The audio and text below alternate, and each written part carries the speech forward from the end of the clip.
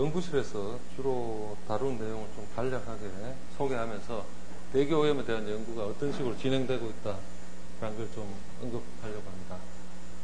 조금 전에도 뭐 이야기했지만 우리가 어떤 공기오염을 이야기할 때 오염 현상이 어떻게 일어나는가를 이해하는 게 중요하고, 그 다음에 그런 오염을 또 어떻게 관리해야 되고, 또 그런 오염 현상이 어떤 형태로 진행되는가, 뭐 이런 걸 이제 여러 가지를 이제 이해를 해야 되는데, 일단 오염 문제를 파악하기 위해서 가장 우선적으로 필요한 게 어떤 오염 물질이 얼마만큼 존재하느냐, 이런 걸 정량적으로 또는 정성적으로 이제 파악하는 게 굉장히 중요합니다.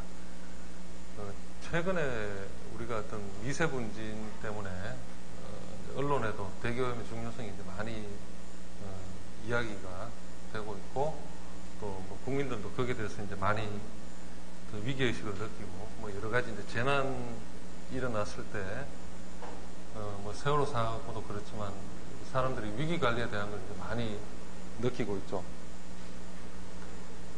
일반적인 산업 활동을 통해서 대기오염 문제가 심각하게 되는 현상을 뭐 안산이라든가 시화라든가 이런 그 공업단지 지역에 사는 사람들이 늘 뭐 압취 문제라든가 이런 걸로 이제 많은 민원도 제기하고 문제가 있고, 그런 것부터 출발해서 또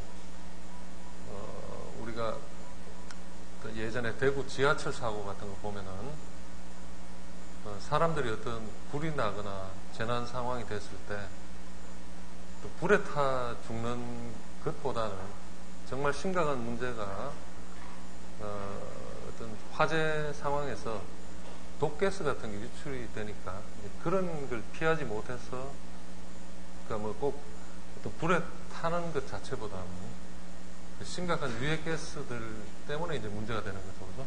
그래서 군사적인 측면에서는 뭐 살인가스라든가 독가스 같은 거 만드는 거, 또 화생방적인 그런 이슈도 되고, 그래서 어떤 형태의 독가스를 살포했느냐, 화생방적인 차원에서 어떤, 그러니까 그걸 만드는 사람들 입장에서 어떻게 하면 순식간에 사람을 효과적으로 죽일 수 있느냐가 문제고, 방어하는 입장에서는 어떤 물질이 얼마만큼 들어오고 있다는 것을 빨리 감지해내는 게 중요하거든요.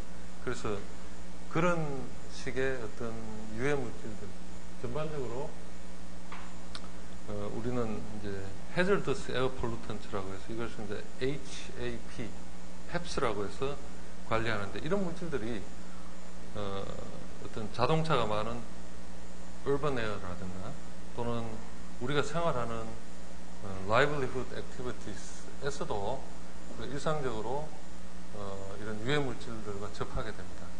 가장 보편적인 유해 물질이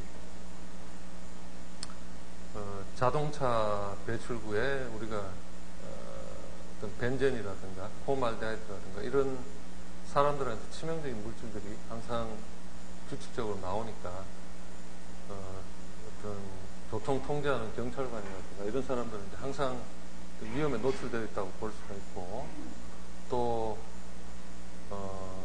어떤 실내에서 계속 음식을 만드는 사람들, 특히 구워서 연기를 발생하는 그런 바베큐라든가 뭐 이런 걸 할 때 또 우리가 어떤 고기 같은 거 구워 먹을 때 PAH라든가 이런 물질들이 많이 나온다고 이야기를 하죠. 특히나 우리 생로병사 같은 데서 좀 뭐 우리한테 촬영 협조를 요청해서 이렇게 우리가 조사한 거 보면은 삼겹살 같은 그런 고기도 일반적으로 우리가 구워 먹을 때는 별다른 문제가 없는데 숯불에다가 그 기름이 이제 뚝뚝 떨어지는 그런 상태로 구울 때는 그 기름이 숯에 닿는 순간 엄청난 속도로 pH가 형성이 되면서 어떤 그 독으로 독가스 같이 만들어져서 우리 생활에 돌아오게 됩니다. 그래서 담배를 열심히 피는 사람들은 요즘 공익 광고들 보면 좀 섬뜩한 광고들 많이 하죠. 뭐 폐암 문제라든가 이런 걸 많이 이야기하는데 그런 경우는 본인이 선택해서 담배를 피는 거니까 별다른 문제가 없다고 해도 그것도 문제긴 하지만 근데 예를 들어 뭐 종갓집 며느리라든가 어떤 지금도 추석이 다가옵니다만 본인이 원하는 것과 상관없이 이제 예를 들어 엄청나게 뭐 생선전을 굽는다든가 이런 상황에 처한 며느리들은 평생 담배를 안 폈지만 뭐 폐암에 걸린다. 이제 그렇게 담배를 피는 사람들은 일종의 딥 브리딩을 하니까 폐 깊숙한 데까지 어떤 어떤 암세포가 자라겠지만 뭐 조리를 하는 사람들은 그렇게 가스 같은 걸 맡으려고 하지 않지만 본인 의지하고 상관없이 맞는 거니까 그런 사람들은 폐 언저리 깊이 쪽이 아니라 가까운 쪽에서 암이 걸렸습니다. 그런 걸 선암이라고 그러는데 예를 들어 홍콩 같은 그런 데도 보면은 워낙 사람들이 음식을 볶아서 먹는 걸 좋아하니까 우리는 좀 음식 하는 방법이 다양하죠. 뭐 바베큐도 좋아하지만 쪄서 먹기도 하고 삶아서 먹기도 하고 근데 이제 홍콩 사람은 워낙 볶아서 먹다 보니까 의학적으로도 그렇게 음식을 많이 볶아서 먹는 사람들은 폐암이 잘 걸린다. 학문적으로 규명이 되고 논문으로도 발표가 되고 그런 명확한 사실입니다. 그래서 여러분도 많은 사람들이 이제 명량 같은 그런 영화를 봤겠지만 그런 영화를 보면 사람이 죽고 살고 뭐 이런 문제가 물리적으로 칼에 의해서 목이 날아가죠.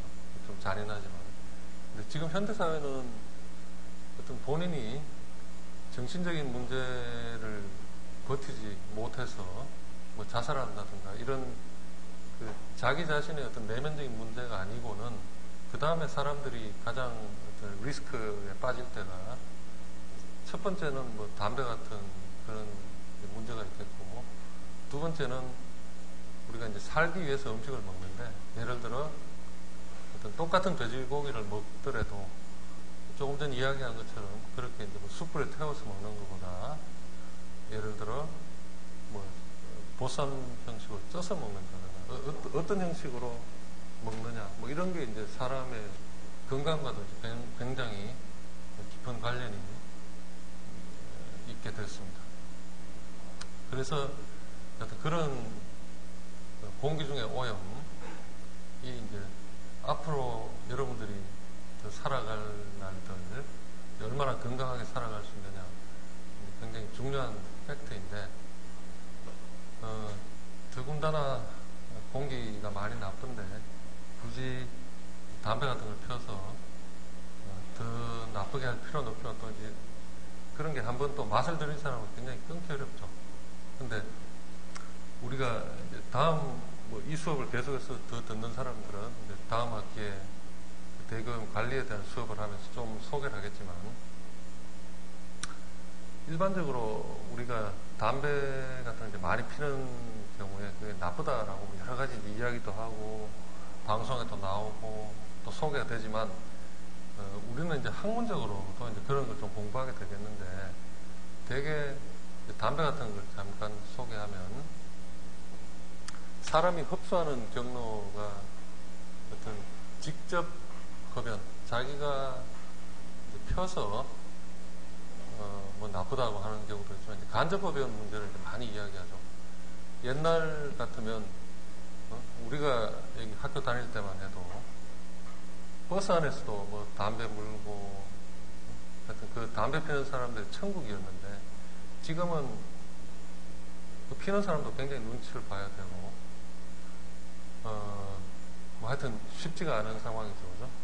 이렇게 해방구에 가면 엄청나게 피고 싶지만 그렇지 않으면 피는 것 자체를 좀 밝히지 않아야 할 뭐 그런 상황도 있고 그렇게 하여튼 담배랑 요즘은 뭐 많이 이제 복잡한 이슈가 되는데 여하튼 다시 이야기 돌아가서 간접 흡연에 대한 폐해를 많이 이야기했는데 간접 흡연이 직접 피는 것도 아닌데 사람들은 그렇게 나쁘다고 이야기를 합니다. 왜 간접 흡연이 그렇게 나쁠까? 그런 거 한번 생각해 본 사람 있습니까, 혹시?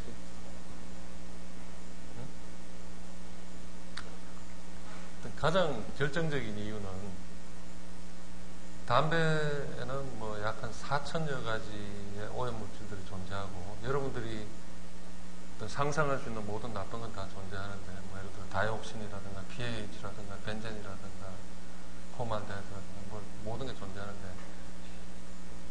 간접흡연의 경우는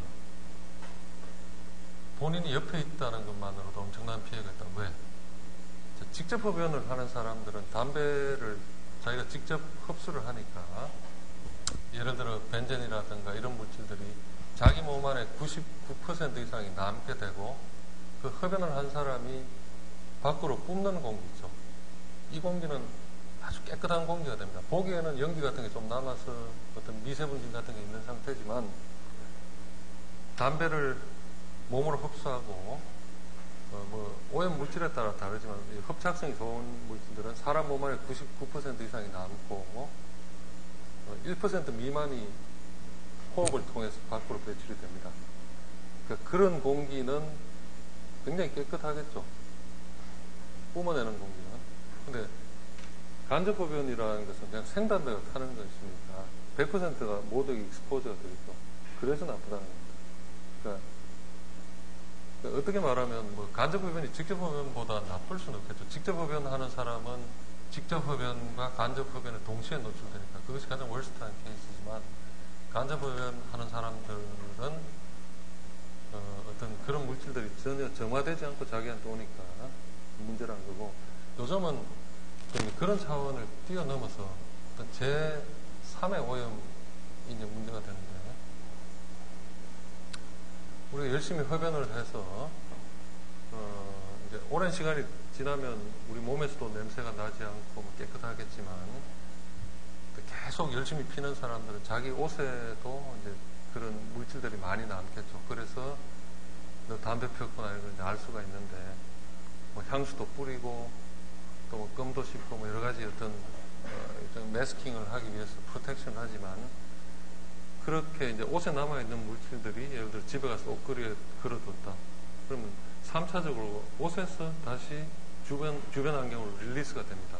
그래서 그렇게 릴리스 되는 양은 뭐 일반적으로 건강한 사람들에게는 큰 문제가 되지 않는데 어린이라든가 뭐 이런 아이들한테는 그런 양조차 아이들 소변에 뭐 검출이 된다. 뭐 이런 식으로 제3의 이제 환경오염이 되니까 상당히 큰 문제로 받아들여집니다. 일단, 자, 그래서 어떤 공기오염과 관련한 이슈가 어떤 지구적인 차원에서 오존층이 파괴되고 온난화가 일어나는 그런 글로벌한 이슈부터 출발해서 우리가 지금 있는 이 강의실의 어떤 실내 환경의 문제까지 어떤 포인트에서 글로벌 스케일까지 항상 우리의 어떤 생활 환경 속에서 심각한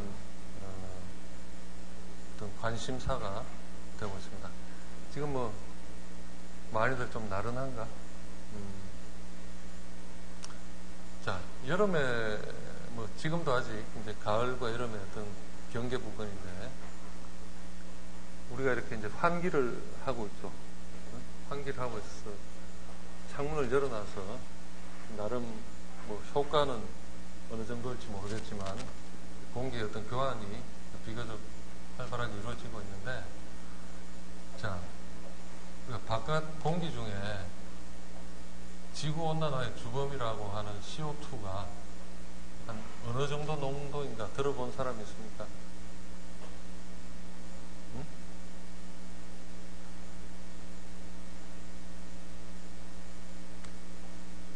석현이 어? CO2 농도는 어느 정도 되는 것 같아? 0.5 뭐?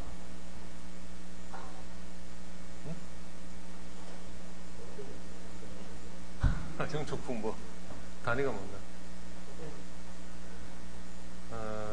어떻습니까? 그 정도 될 것 같습니까? 응? 몇 정도 될 것 같아요?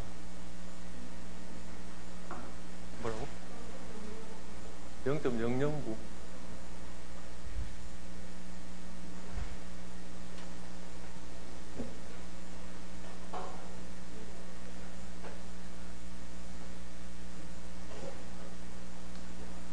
자, 공기 중에 약 80%가 질소죠, 그죠? 그리고 19.8%는 20% 정도가 O2. 그 다음에 공기 중에 세 번째로 많은 게 뭡니까? 이게 한 어느 정도 되죠? 자, 그 다음 네 번째로 많은 게 뭐겠습니까? 응? 네 번째로 많은 게 CO2인데, 우리가 이 교재를 쓸 때마다 360 ppm, 글로벌 스케일로. 지금은 이게 이제 400 ppm 넘었다고 합니다. 400 ppm이라는 것은 10의 마이너스 6승이죠, 그죠? ppm. 100만 분의 1이니까. 자, 그럼 10의 마이너스 2승으로 따지면은 400 곱하기 10의 마이너스 4승이니까. 하나, 둘, 셋, 넷. 약 0.04%. used to be 0.03으로 불렀는데 지금 이제 0.04 정도로 올라갔습니다. 산업혁명이 일어나던 1800년대만 해도 한 230 ppm 정도 됐던 게 계속 늘어나서 이제 거의 더블링 단계가 됐는데, 자, 0.04%. 이 정도가 이제 CO2인데, 우리가 지금 밖에 나가서 CO2 모니터를 측정을 하면 0.04% 정도 돼야 되는데, 겨울철에 우리가 이 문을 다 닫고 1시간 정도 우리가 같이 있었다. 그럼 CO2가 얼마나 되냐 하면은 한 1000 ppm 정도. 1시간 정도 더블링이 되고, 뭐 몇 시간 있으면 이제 그게 딱 농도가 올라가겠죠. 이런 CO2도 이제 어떤 퍼센트 단위까지 올라가게 되면 사람들이 머리가 어지럽고 졸리고 뭐 이런 이상한 현상이 나타나게 되는데, 자, 하여튼 우리가 어떤 공기를 생각할 때는 이렇게 이제 어떤 물질들이 존재한다, 이런 걸 이제 항상 우리가 심각하게 따져야 되기 때문에 우리가 이제 연구하는 것도 어떤 실내 오염이라든가 또는 이제 이 offensive odorants, 악취, 이런 게 이제 앞으로 어떤 현대인들이 당면한 여러 가지 문제입니다. 왕십리 역사 같은데 주변에 가면은 사람들이 하도 담배를 많이 펴서 어떤 뭔가 좀 탁한 그런 느낌도 들고, 또 하여튼 그 자체가 어떤 쓰레기 같은 관리를 워낙 하지 않다 보니까 굉장히 좀 지저분한 그런 게 많은데, 그런 악취들을 이제 어떻게 조사하는가, 뭐 하여튼 그런 거 나중에 좀 소개하겠고, 이런 뭐 악취 같은 걸 잡기 위해서 여러 가지 좀 측정 기술들이 도입이 되는데,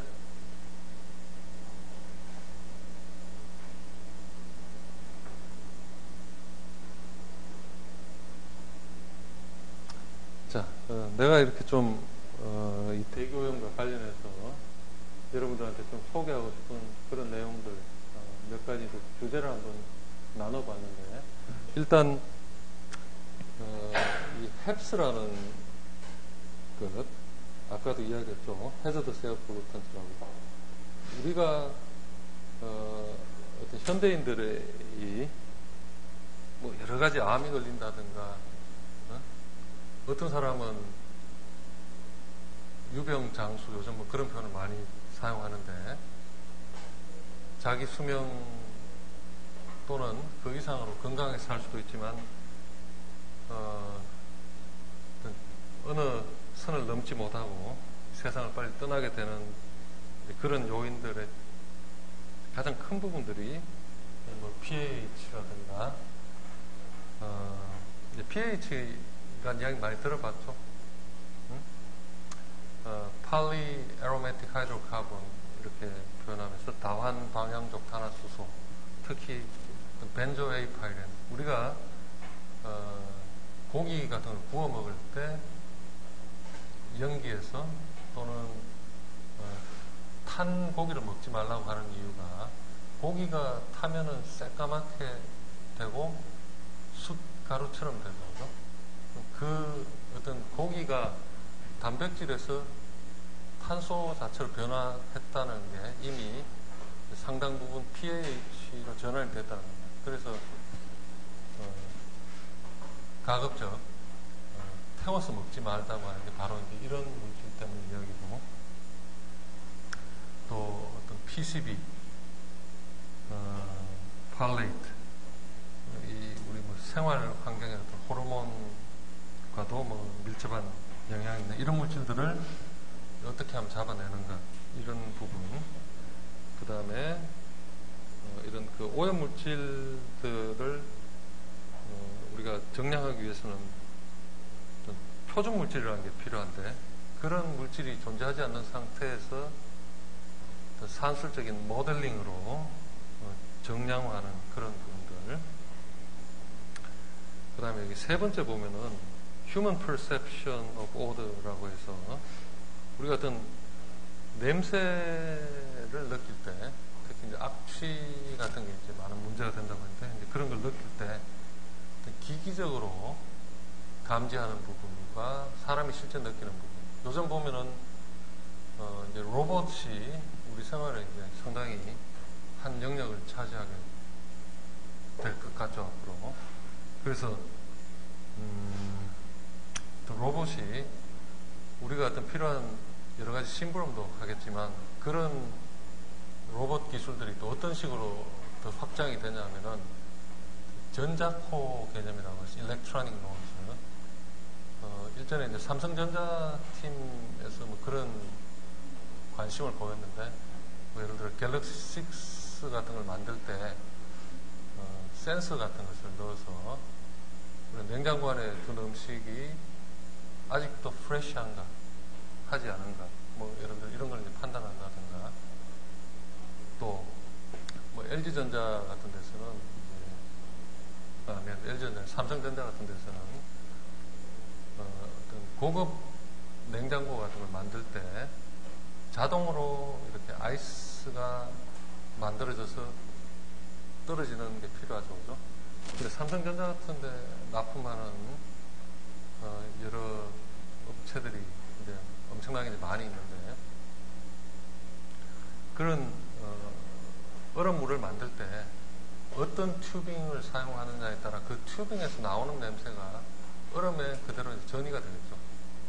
그래서 이제 얼음이 안전한가, 그러니까 어떤 얼음 맛이 괜찮은가, 이런 것을 더 고급화하기 위해서 모든 튜빙을 다 테스트해서 어떤 냄새 물질이 나고 그런 문제를 어떻게 개선하는가, 뭐 이런 게 이제 어떤 자문이 온다든가, 또는 여기 보면은 nuisance from diaper라고 되어 있는데, 어린이들이 어떤 뭐 이런 다이퍼, 기저귀 같은 거 사용하는 것도 어떤 상당한 수요가 일정하게 있지만, 점차 사람들 수명이 늘어나면서 뭐 노인들도 어떤 소변에 대한 컨트롤이 어렵다든가 하는 그런 이런 다이퍼 같은 필요가 하게 되는데, 이런 걸 이제 장시간 착용하다 보면 또 본인의 건강에도 문제가 되겠지만 주변 사람에게도 어떤 뭐 냄새가 난다든가 문제가 될 수 있겠죠. 그래서 그런 소재도 주로 어떤 그것을 오랫동안 착용하고 있을 때 어떤 냄새가 새어나갈 수 있는가, 그런 물질을 더 컨트롤할 수 있는 그런 소재 개발이 필요하다. 그래서 예를 들어 뭐 킴벌리 클라크라든가 이런 회사에서는 그런 좋은 소재의 다이퍼를 만들기 위해서 냄새 물질에 대한 것을 잡아달라, 뭐 이런 식의 요청이 오기도 하고, 또 현대사회가 어떤 부부들도 이제 자꾸 맞벌이가 이제 되는 그런 이제 뭐 추세가 참 많아지고 있죠. 그래서 주부들도 이렇게 바꾸다 보면은 많은 음식 재료를 냉장고에 사서 넣어두지만, 그런 걸 제때제때 음식을 하면 괜찮지만 경우에 따라서 그 소고기를 신선하게 사서 피가 또 그런 신선한 걸 사서 음식을 하지 않다 보면은 냉장고 안에서 막 굉장히 골치 아픈 냄새가 나게 되죠. 자, 뭐 냄새는 불쾌하지만 그것이 꼭 먹어서 안 된다는 것은 아닌 그런 애매한 상황. 여하튼 그런 냉장고 속의 냄새를 어떤 뭐 광화학적인 산화 기법을 사용한다든가 어떻게 하면은 효율적으로 냉장고 안에서 냄새를 제거하느냐 뭐 이런 게 이제 또 어떤 여러 뭐 냉장고 기술을 가진 회사들의 어떤 관심으로 우리한테 또 자문하기도 하고 그래서 이런 그 사람이 느끼는 냄새 이런 것을 어떻게 하면 우리가 효과적으로 기기적으로 잡아내고 또 사람도 그것을 체감하고 컨트롤하느냐 이런 것이 이제 하나의 중요한 우리가 학문적인 화두가 되고 있고 네 번째 How to control air pollution in indoor and outdoor that threatens our life.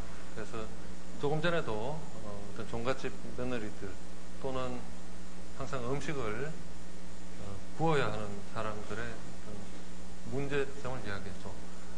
심지어 미국의 그 카우보이 동네로 잘 알려진 텍사스 같은데 지금 뭐 추신수 선수 가서 상당히 고전하고 있는데 그런 동네는 워낙 사람들이 어떤 서부 스타일을 좋아해서 바베큐 같은 걸 많이 하다 보니까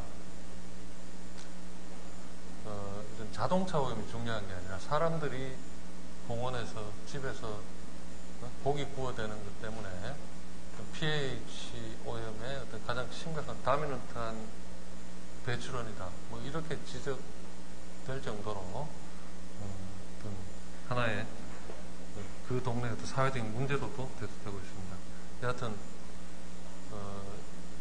이런 부분, 특히 사람이 살기 위해서는 먹어야 하고 또 먹는 것도 어떤 즐거움을 추구하기 위해서는 단순하게 먹을 수 없으니까 뭐 다양한 방법으로 조리하게 되고 뭐 왕심 역사에도 가면 뭐 그릴타이에서 이렇게 굽는 것 전문인 그런 데도 있지만 어떤 그런 음식을 하는 그 자체가 항상 어떤 가스에 노출되는 그런 사람들에게는 많은 문제가 될 수 있다. 그러니까 요리라는 그런 쿠킹이라는 게 하나의 하이리스크 잡이라는 것을 또 한번 알 수가 있고요. 그럼 단순한 우리 실내에서 쿠킹부터 또 이 charcoal combustion 또 산업체에서 어떤 그린하우스 가스 이미션 올해부터는 어떤 이 지구온난화 이산화탄소 배출권을 주고 받고 거래를 하게 되었죠. 우리나라도 어떤 그 UN 권고에 따라서 다른 선진국들처럼 내가 CO2를 많이 배출한다. 그러면 CO2를 작게 배출하는 그런 회사에다가 나에게 정해진 선 넘어간 부분을 그 회사에 돈을 주고 내가 일종의 어떤 면제부를 받는 거죠.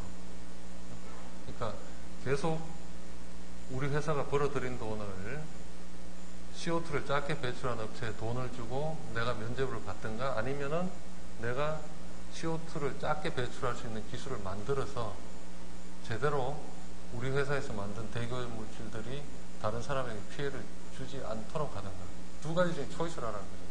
돈을 들여서 또는 기술을 들여서 우리 회사 담장 밖으로 CO2를 나가지 않게 하든가 계속 나가면은 작게 내는 사람 돈을 주고 그 기술을 면제부를 받아라. 그것이 어떤 CO2 배출권의 핫 이슈가 되어 있고 조금 전에 이야기한 것처럼 어떤 푸드 스토리지, 음식을 어떻게 스토리지 하느냐. 또 이제 트래픽 액티비티스 아까도 이야기했지만 어떤 우리가 살고 있는 이런 대도시 시골에 비해서 공기가 나쁘다라고 하는 그 핵심적인 요인은 한 60% 정도의 배출원이 자동차하고 관련있다. 아무래도 서울에 자동차가 많고 뭐 시골에는 작겠죠. 그럼 공기의 질도 거기에 비례해서 나쁘고 좋고 연결됩니다. 자, 이제 울트라 파인 파리클 폴루션이라고 해서 요즘은 모든 게 나노화 이런 걸 많이 추구하다 보니까 오염 물질조차 어떤 공기 중에 먼지가 발생했을 때 황사처럼 아예 중국에 먼지가 날아오는 그런 현상은 어떤 선별이 되겠죠. 덩치가 크고 무거운 먼지일수록 출발하는 곳에서 가까운 곳에 다 떨어질 테고, 가볍고 날렵한 놈들은 멀리까지 갈 테고 오랫동안 공기 중에 있겠죠. 자연적으로 만들어지는 먼지가 그렇다면 또 사람들이 인위적으로 만드는 먼지들이 많겠죠. 우리가 어떤 심각한 문제가 되는 것은 주로 이 울트라파인 파리클, 사람들이 어떤 산업 활동을 한다든가 여러 가지 오염을 일으키면서 만들어지는 그런 오염 물질들이 어떤 가스 상태로 발생한 물질들이 공기 중에서 광화학적인 오염을 통해서 2차 오염으로 입자상 형태로 전환이 되면서 최초의 아주 어마어마하게 작은 나노 파티클 형태로 만들어지고, 이런 물질들이 애그리게이션을 통해서 더 성장해 나옵니다. 다른 놈과 결합해서 덩치가 커지면은 큰 먼지가 되죠. 그래서 이런 그 먼지에 대한 컨트롤, 심지어 먼지의 농도가 일정 수준 올라갈 때마다 사람들이 사망률이 비례해서 증가하는 것이 이제 여러 학술적으로 증명이 되는데, 여러분처럼 건강한 사람들이 이제 그런 공기에 먼지가 조금 많다, 대수롭지 않지만 평소에 기관지가 좋지 않다든가 천식이 있다든가 이런 또 노인들, 어린이들 이런 사람들한테는 그런 공기 중에 먼지가 조금 늘었다는 게 심각한 위험으로 갈 수가 있겠죠. 항상 천식 이런 문제인 사람들.